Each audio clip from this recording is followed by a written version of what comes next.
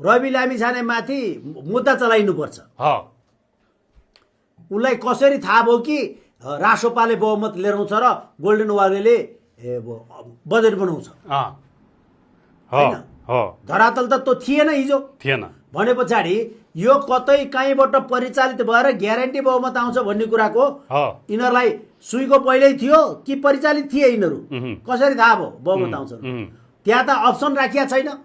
हाम्रो पार्टीले बहुमत लिएर आयो भने हामी जनताका माझमा जान्छौँ, यतिखेर हामीलाई बहुमत आउने प्रबल सम्भावना छ, जनताहरू हाम्रो पक्षमा छन्, हामीले बहुमत लिएर आयौँ भनेदेखि स्वर्णिमजी तयार गर्नुहोस्, जनताका आकाङ्क्षाहरू पुरा गर्ने बजेटको लागि के कार्यक्रम राख्नुपर्छ कार्यक्रमहरूको तय गर्नुहोस् भनिदिएको थियो भने गोल्डेन वाग्लेकै कारणले पनि यो सिट आउनमा ठुलो योगदान पुग्यो भन्न पाइन्थ्यो।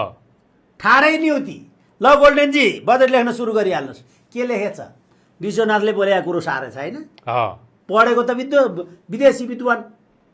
यो अपाच्य व्यक्ति हो।